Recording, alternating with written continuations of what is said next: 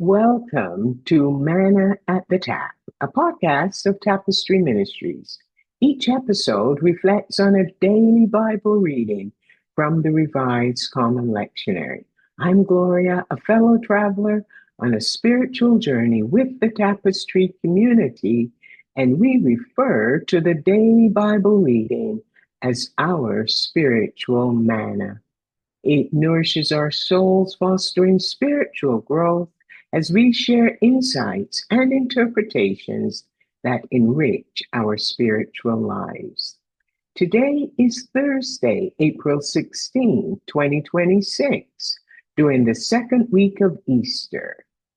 The lectionary reading is from the Old Testament prophetic book of Isaiah, named after its author.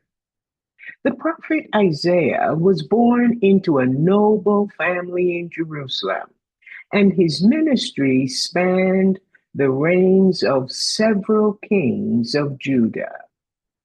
The lectionary reading is from Isaiah chapter 25, a poem of thanksgiving and praise for God's faithfulness to his people who had suffered under their oppressors' hands.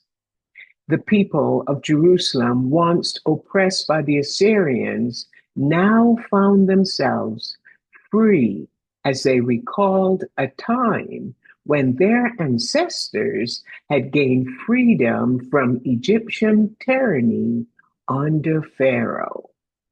When they left Egypt and crossed the Red Sea, they sang a song of victory, knowing that God had delivered them.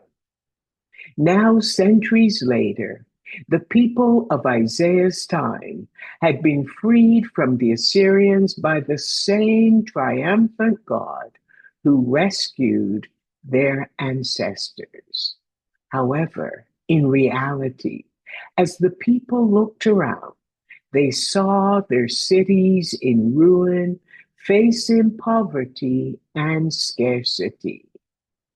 Isaiah's poem offered hope to those beaten down by the enemy, both now and in the future. God, the victorious King, has destroyed the enemy's fortified cities. Their palaces are forever lost. This came after a long period of oppression and scarcity, during which there was a threat that it might continue until their deaths. But the prophet encouraged the impoverished and vulnerable not to be disoriented, but to turn to God for safety and refuge in hardships. The triumphant King will shield them from storms and offer shade from the intense sun.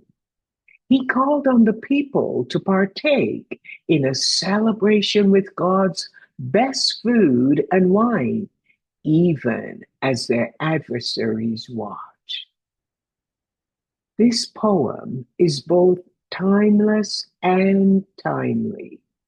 It reminds us of the people in Isaiah's time whose suffering felt endless.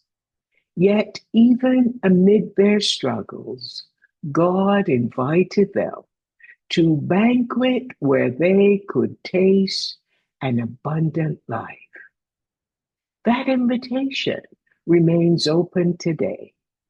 God continues to invite us to come to him and to pursue a life of abundance rather than scarcity.